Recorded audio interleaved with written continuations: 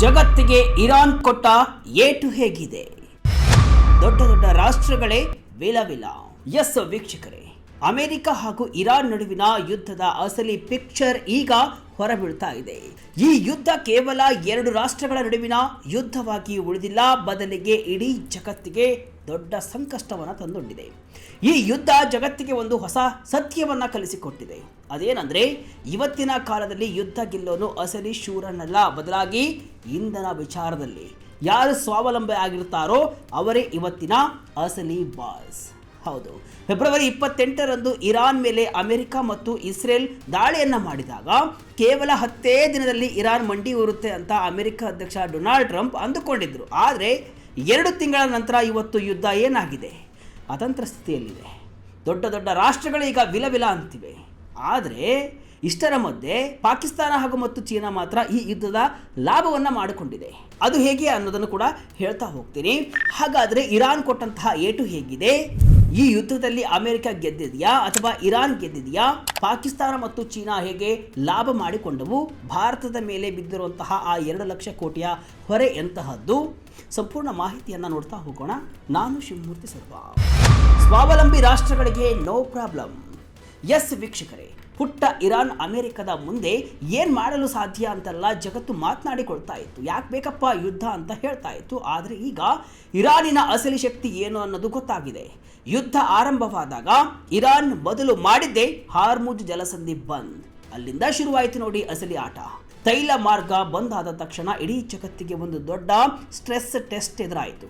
ಯಾವ ದೇಶಗಳ ವಿದೇಶಾಂಗ ನೀತಿ ಮತ್ತು ಆರ್ಥಿಕ ಸ್ಥಿರತೆ ಬರೀ ತೈಲದ ಹಡಗುಗಳ ಮೇಲೆ ನಿಂತಿದೆಯೋ ಆ ದೇಶಗಳೆಲ್ಲ ಇವತ್ತು ಅಕ್ಷರಶಃ ಮೌನಕ್ಕೆ ಶರಣಾಗಿವೆ. ಅಮೆರಿಕದ ದಾಳಿಯನ್ನು ವಿರೋಧಿಸಕ್ಕೆ ಹೋದರೆ ಇರಾನ್ ತೈಲ ಕೊಡಲ್ಲ. ಇತ್ತ ಇರಾನ್ ಪರವಾಗಿ ನಿಂತರೆ ಅಮೆರಿಕ ನಿರ್ಬಂಧ ಹೇರುತ್ತೆ. ಅಂದರೆ ಇಂಧನಕ್ಕಾಗಿ ಪರಾವಲಂಬಿಯಾದ ದೇಶಗಳು ಇವತ್ತು ಅಕ್ಷರಶಃ ಬಂದಿಯಾಗಿವೆ.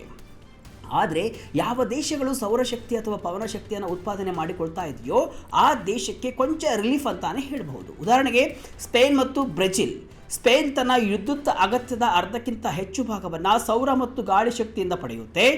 ಬ್ರೆಜಿಲ್ ತನ್ನ ಸಾರಿಗೆ ವ್ಯವಸ್ಥೆಗೆ ಬೇಕಾದ ಎಥೆನಾಲ್ ಅನ್ನು ತಾನೇ ತಯಾರಿಸಿಕೊಳ್ಳುತ್ತೆ.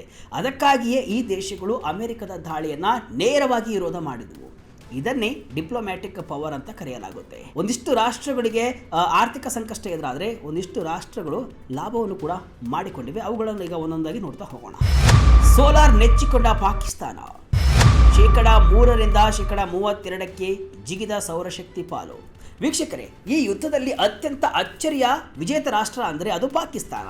ನೀವು ನಂಬಲಿಕ್ಕಿಲ್ಲ, ಆದರೆ ಅಂಕಿಅಂಶಗಳು ಈ ಸತ್ಯವನ್ನು ಹೇಳ್ತಿವೆ. 2020ರಲ್ಲಿ ಪಾಕಿಸ್ತಾನದ ಒಟ್ಟು ವಿದ್ಯುತ್ ಉತ್ಪಾದನೆಯಲ್ಲಿ ಸೌರಶಕ್ತಿಯ ಪಾಲು ಕೇವಲ 3% ಆದರೆ 2025ರ ಅಂತ್ಯದ ವೇಳೆಗೆ ಅದು ಬರೋಬ್ಬರಿ 32% ಏರಿಕೆಯಾಗಿದೆ. ಇದು ಜಗತ್ತಿನ ಅತಿ ವೇಗದ ಎನರ್ಜಿ ಟ್ರಾನ್ಸಿಷನ್. ಇದು ಸಾಧ್ಯವಾಗಿದ್ದು ಹೇಗೆ ಗೊತ್ತಾ? ಚೀನಾದ ಸೋಲಾರ್ ಪ್ಯಾನಲ್ ಬೆಲೆ ಕಡಿಮೆ ಆಗಿದ್ದು ಮತ್ತು ಪಾಕಿಸ್ತಾನದ ಜನರು ತಮ್ಮ ಮನೆಗಳ ಮೇಲೆ ಮಾಸ್ ಮಟ್ಟದಲ್ಲಿ ಸೋಲಾರ್ ಹಾಕಿಸಿಕೊಂಡಿದ್ದು ಇದಕ್ಕೆ ಕಾರಣ. ಈ ಒಂದು ಸೋಲಾರ್ ಕ್ರಾಂತಿಯಿಂದಾಗಿ ಪಾಕಿಸ್ತಾನವು ಕಳೆದ 5 ವರ್ಷಗಳಲ್ಲಿ ಬರೋಬ್ಬರಿ $12 ಬಿಲಿಯನ್ ಅಂದರೆ ಸುಮಾರು 1 ಲಕ್ಷ ಕೋಟಿ ರೂಪಾಯಿಗಳ ತೈಲ ಆಮದನ್ನು ಉಳಿಸಿದೆ. ಈ ಹಣ ಉಳಿದಿರೋದ್ರಿಂದಲೇ ಪಾಕಿಸ್ತಾನ ಇವತ್ತು ಯುದ್ಧದ ನಡುವೆಯೂ ಕೂಡ ಅಮೆರಿಕ ಮತ್ತು ಇರಾನ್ ನಡುವೆ ಸಂಧಾನಕಾರನಾಗಿ ಕೆಲಸವನ್ನು ಮಾಡ್ತಾ ಇದೆ. ಪೂರ್ತಿ ಅಲ್ಲ, ತಕ್ಕ ಮಟ್ಟಿಗೆ ಇಂಧನ ಬಿಕ್ಕಟ್ಟಿನಿಂದ ಉಳಿದುಕೊಂಡಿದೆ ಅಂತ ಹೇಳಬಹುದು. ಚೀನಾಗೆ ಲಾಭ ಆಗಿದ್ದು ಹೇಗೆ? ಜಗತ್ತು ತೈಲ ಬಿಟ್ಟರೂ ಚೀನಾದ ಅವಲಂಬನೆ ತಪ್ಪಲ್ಲ. ವೀಕ್ಷಕರೇ, ಈ ಬಿಕ್ಕಟ್ಟಿನಲ್ಲಿ ಚೀನಾದ ಲಾಭ ಕೇಳಿದ್ರೆ ನೀವು ಅಕ್ಷರಶಃ ಬೆರಗಾಗ್ತೀರಾ.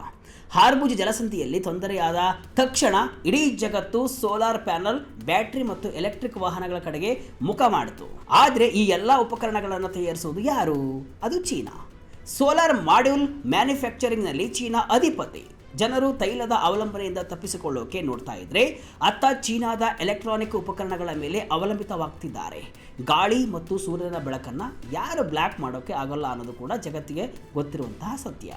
ಅದಕ್ಕಾಗಿಯೇ ಇಡೀ ಜಗತ್ತಿನಿಂದ ಚೀನಾಗೆ ಸೋಲಾರ್ ಪ್ಯಾನಲ್ ಆರ್ಡರ್ಗಳು ಮಳೆಯಂತ ಸುರಿಯುತ್ತಿವೆ. ಅಂದರೆ ಯುದ್ಧ ಮಾಡಿದ್ದು ಅಮೆರಿಕ, ನಷ್ಟ ಅನುಭವಿಸಿದ್ದು ಇರಾನ್, ಆದರೆ ಲಾಭ ಮಾಡಿಕೊಂಡಿದ್ದು ಮಾತ್ರ ಚೀನಾ. ಅದು ಈ ರೂಪದಲ್ಲಿ. ರಷ್ಯಾ ತೈಲಕ್ಕೆ ಮತ್ತೆ ಡಿಮ್ಯಾಂಡ್. ನಿರ್ಬಂಧ ಗಾಳಿಗೆ ತೂರಿದ ರಾಷ್ಟ್ರಗಳು. ಈ ಯುದ್ಧದಲ್ಲಿ ಮತ್ತೊಬ್ಬ ಲಾಭ ಮಾಡಿಕೊಂಡಿದ್ದು ಅಂದರೆ ಅದು ರಷ್ಯಾ.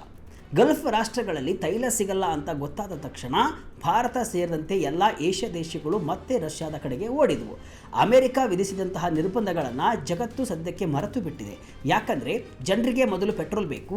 ರಷ್ಯಾ ಇವತ್ತು ಭಾರಿ ಡಿಸ್ಕೌಂಟ್ ದರದಲ್ಲಿ ತೈಲವನ್ನು ಮಾರಾಟ ಮಾಡ್ತಾ ಇದೆ. ಕೇವಲ ಕೆಲವು ವಾರಗಳಲ್ಲಿ ರಷ್ಯಾ ಬಿಲಿಯನ್ ಗಟ್ಟಲೆ ಹಣವನ್ನು ಸಂಪಾದನೆ ಮಾಡಿದೆಯಂತೆ. ಅಷ್ಟೇ ಅಲ್ಲ, ನಾರ್ವೆ ಮತ್ತು ಕೆನಡಾದಂತಹ ರಾಷ್ಟ್ರಗಳು ಕೂಡ ಈ ಸಂಘರ್ಷದಿಂದ ಲಾಭವನ್ನು ಮಾಡಿಕೊಂಡಿವೆ. ಯಾಕಂದರೆ ಯುದ್ಧದ ಜಾಗದಿಂದ ಇವು ತುಂಬ ದೂರ ಇರೋದ್ರಿಂದ ಇವುಗಳನ್ನು ಸೇಫ್ ಸಪ್ಲೈಯರ್ಸ್ ಅಂತ ಕರೆಯಲಾಗುತ್ತೆ. ಇಂಡೋನೇಷ್ಯಾ ಕೂಡ ತನ್ನ ಕಲ್ಲಿದ್ದಲು ರಫ್ತಿನ ಮೂಲಕ ಭರ್ಜರಿ ಹಣವನ್ನು ಮಾಡಿದೆ. ಇವರೆಲ್ಲರೂ ಕೂಡ ಯುದ್ಧ ಮಾಡದೆಯೇ ಯುದ್ಧದ ಲಾಭ ಗಳಿಸುತ್ತಿರುವಂತಹ ರಾಷ್ಟ್ರಗಳು. ಭಾರತಕ್ಕೆ ಬಿದ್ದಿದೆ 2 ಲಕ್ಷ ಕೋಟಿ ರೂಪಾಯಿ ಪೆಟ್ಟು. ಶ್ರೀಲಂಕಾ, ಬಾಂಗ್ಲಾದೇಶದ ಜನರ ಬದುಕು ನರಕ. ಎಸ್ ವೀಕ್ಷಕರೇ, ಇಷ್ಟೊತ್ತು ಲಾಭ ಮಾಡಿಕೊಂಡ ರಾಷ್ಟ್ರಗಳನ್ನು ನೋಡಿದ್ದು ಆಯಿತು. ಈಗ ಅಸಲಿ ನೋವಿನ ವಿಷಯಕ್ಕೆ ಬರೋಣ. ಈ ಯುದ್ಧದಲ್ಲಿ ಅತಿ ಹೆಚ್ಚು ನಷ್ಟ ಅನುಭವಿಸ್ತಾ ಇರೋದು ಕೂಡ ನಮ್ಮ ಭಾರತವೂ ಇದೆ. ಹೌದು, ಭಾರತವು ಪೆಟ್ರೋಲ್ ಮತ್ತು ಡೀಸೆಲ್ ಮೇಲೆ ಅತಿಯಾಗಿ ಅವಲಂಬಿತವಾಗಿದೆ. ಮೇ 2026ರ ಹೊತ್ತಿಗೆ ಭಾರತದ ಆರ್ಥಿಕತೆಗೆ ಬರೋಬ್ಬರಿ 2 ಲಕ್ಷ ಕೋಟಿ ರೂಪಾಯಿಗಳ ನಷ್ಟ ಉಂಟಾಗಲಿದೆ ಅಂತ ಅಂದಾಜಿಸಲಾಗಿದೆ. ಪೆಟ್ರೋಲ್ ಬೆಲೆ ಏರಿಕೆ, ಸಾರಿಗೆ ವೆಚ್ಚ ಮತ್ತು ಆಹಾರ ಪದಾರ್ಥಗಳ ಬೆಲೆ ಹೆಚ್ಚಳ ಜನಸಾಮಾನ್ಯರನ್ನು ಕಂಗಲಾಗಿಸಿದೆ. ಇನ್ನು ನಮ್ಮ ನೆರೆ ರಾಷ್ಟ್ರಗಳಾದ ಶ್ರೀಲಂಕಾ ಮತ್ತು ಬಾಂಗ್ಲಾದೇಶದ ಕತೆ ಕೇಳಲೇಬೇಡಿ. ಶ್ರೀಲಂಕಾ ಇನ್ನೂ ಕೂಡ ಹಳೆ ಆರ್ಥಿಕ ಬಿಕ್ಕಟ್ಟಿನಿಂದ ಹೊರಬಂದಿಲ್ಲ. ಅಷ್ಟರಲ್ಲೇ ತೈಲ ಬೆಲೆ ಏರಿಕೆ ಅವರನ್ನು ಮತ್ತೆ ಪಾತಾಳಕ್ಕೆ ತಳ್ಳಿದೆ. ಇನ್ನು ನೇಪಾಳದಲ್ಲಿ ಸಾರಿಗೆ ವೆಚ್ಚ ದುಪ್ಪಟ್ಟಾಗಿದೆ. ಆಫ್ರಿಕಾದ ಕೆನ್ಯಾ ಮತ್ತು ಇಥಿಯೋಪಿಯಾದಲ್ಲಿ ಹಸಿವಿನ ಬವಣೆ ಶುರುವಾಗಿದೆ. ಈ ರಾಷ್ಟ್ರಗಳು ಕೂಡ ಈ ಜಾಗತಿಕ ಸಂಕಷ್ಟದ ವಿರುದ್ಧ ಹೋರಾಡಬೇಕಾಗಿದೆ. UAE Fujairah master plan. Hormuz ಬಿಕ್ಕಟ್ಟಿನಿಂದ ಪಾರಾದ ಅಬುಧಾಬಿ. ವೀಕ್ಷಕರೇ, ಗಲ್ಫ್ ರಾಷ್ಟ್ರಗಳಲ್ಲಿ UAE ಅಂದರೆ ಯುನೈಟೆಡ್ ಅರಬ್ ಎಮಿರೇಟ್ಸ್ ತುಂಬ ಸ್ಮಾರ್ಟ್ ಆಗಿ ಕೆಲಸವನ್ನು ಮಾಡಿದೆ. ಕಳೆದ 10 ವರ್ಷಗಳಿಂದ ಅವರು ಹಾರ್ಮುಜ್ ಜಲಸಂಧಿಯ ಹೊರಗಡೆ ಅಂದರೆ ಫುಜೈರಾ ಎನ್ನುವ ಬಂದರನ್ನು ಅಭಿವೃದ್ಧಿಪಡಿಸಿದರು. ಯುದ್ಧ ಶುರುವಾಗಿ ಹಾರ್ಮುಜ್ ಬಂದ್ ಆದರೂ ಕೂಡ UAE ಫುಜೈರಾ ಮೂಲಕ ತನ್ನ ವ್ಯಾಪಾರವನ್ನು ಮುಂದುವರೆಸಿದೆ. ಅಂದರೆ ಯಾರ ಹತ್ತಿರ ಮುನ್ನೋಟ ಅಂದರೆ ಸ್ಟ್ರಾಟಜಿಕ್ ಫೋರ್ ಸೈಟ್ ಇರುತ್ತೋ ಅವರು ಮಾತ್ರ ಇಂತಹ ಬಿಕ್ಕಟ್ಟಿನಲ್ಲಿ ಬದುಕುಳಿಯುತ್ತಾರೆ ಅನ್ನೋದಕ್ಕೆ UAE ಸಾಕ್ಷಿ.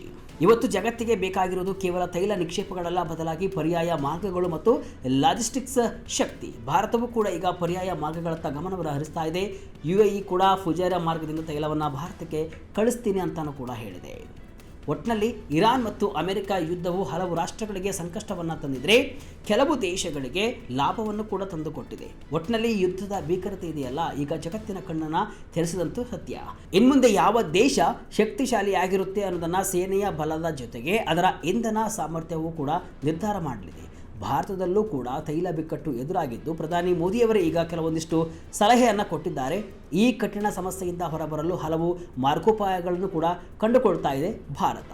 ಈ ಯುದ್ಧದ ಎಫೆಕ್ಟ್ ಮುಂದಿನ ದಿನಗಳಲ್ಲಿ ಯಾವ ರೀತಿ ದೇಶದ ಮೇಲೆ, ಜನರ ಮೇಲೆ ಪರಿಣಾಮ ಬೀರುತ್ತೆ ಎಂಬುದನ್ನು ಕೂಡ ನಾವು ಕಾದು ನೋಡಬೇಕಾಗಿದೆ.